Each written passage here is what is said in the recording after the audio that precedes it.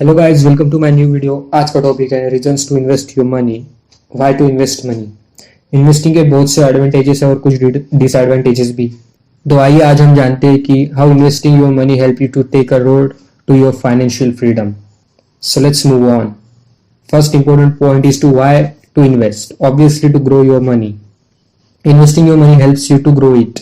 बहुत से इन्वेस्टमेंट जैसे कि stocks, bonds, certificate of deposit, real estate आपको एक तगड़ा रिटर्न दे सकते हैं इन द लॉन्ग रन। ये रिटर्न्स आपको अपनी वेल्थ क्रिएट करने में मदद करेंगे। Second important point is to securing your retirement. आपके गुड इन्वेस्टमेंट्स आपको इतना पैसा जनरेट करके देंगे कि आपको अपने रिटायरमेंट की चिंता नहीं करनी होगी और सिर्फ इन्वेस्टमेंट के इंटरेस्ट से ही आप अपना घर चला सकते हो।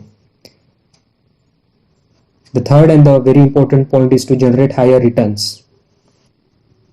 अगर आपको अपना पैसा बढ़ाना है तो ऐसी जगह इन्वेस्ट करना होगा जहाँ पे आपको अच्छा रिटर्न मिल सके। ये पॉइंट थोड़ा हम डिटेल में डिस्कस करेंगे। देखो, आपको इतना रिटर्न जनरेट करना होगा कि आपको अपने इन्वेस्टमेंट से इन्फ्लेशन को हराना होगा। इन्फ्लेशन मतलब महंगाई। Last year inflation rate was 7% per annum. देखो, अगर आप बैंक में सेविंग अकाउंट में पैसे डिपॉजिट करते हो तो वो 3 से 3.5% पर एनम का रिटर्न देता है, और अगर आप एफडी करते हो, फिक्स डिपॉजिट, तो वो आपको 6 से 6.5% पर एनम का रिटर्न देता है। अगर महंगाई का रेट 7% है तो इनडायरेक्टली आप अपना पैसा बैंक में रख के गवा रहे हो। देखो, फॉर एग्जाम्पल, आपको एक चीज पसंद आई, वो 107 रुपीज की है, और आपको लेकिन 1 साल टाइम है वो चीज खरीदने के लिए।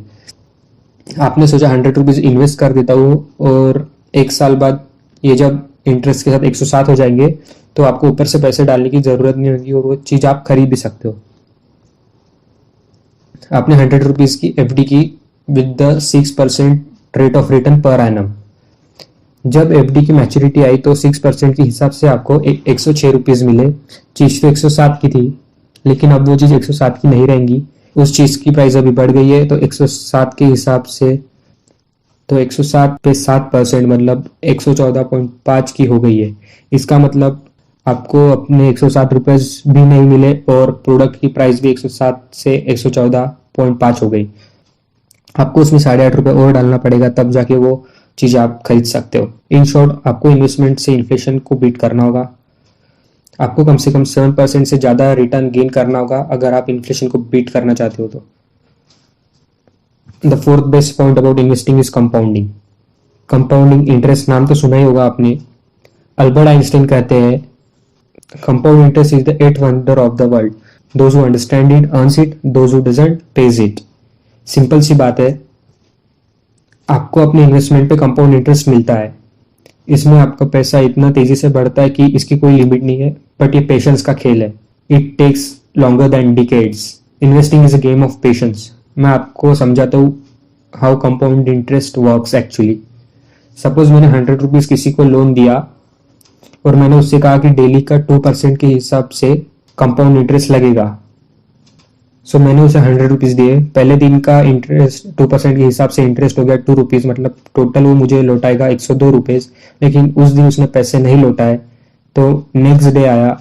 नेक्स्ट डे जो 2% का इंटरेस्ट रेट है वो 100 रुपीज पे ना लग के 102 रुपीज पे लगेगा। मतलब 102 का 2% 2.04, टोटल हो गया 104.04। ठीक है, इसमें मुझे 10 दिन बाद पैसे लौटाए, तो कंपाउंड इंटरेस्ट के हिसाब से कितना रिटर्न मुझे मिला। एनी केसेस मुझे मिला 121.90, अप्रोक्सीमेटली 122 रुपीज। मतलब मैंने लोन दिया 100 रुपीज का और मुझे 10 दिन में कंपाउंडिंग इंटरेस्ट के हिसाब से 122 रुपीज मिले, मतलब 22% का रिटर्न सीधा सीधा। So it's the power of compounding.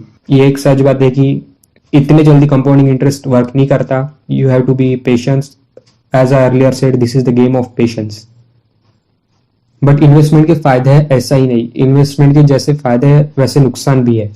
अगर आप कंपनी के शेयर्स खरीद लो और आपको कंपनी के बारे में कुछ ना पता हो, आपने बैलेंस शीट ना चेक करी, आपने प्रॉफिट एंड लॉस अकाउंट ना चेक करे, आपने फंडामेंटल्स ना देखे, आपने बस ब्लाइंडली इन्वेस्ट कर दिए, तो वो एक बहुत रिस्की इन्वेस्टमेंट आपके लिए हो सकती है और आप अपना पूरा पैसा भी गवा सकते हो। Bad investments lead you to the path of bankruptcy. I have examples. मैं नाम नहीं लेना चाहूंगा, बट एक बंदा है, let's say his name was x. It's a true story guys. He has an amount of 10 crore when he entered the market he invested in the startups, actually some bad startups. आज वो इंसान दूध बेच रहा है cycle से. Look, मैं आपको डराना नहीं चाहता, बट एक एडवाइस दूंगा.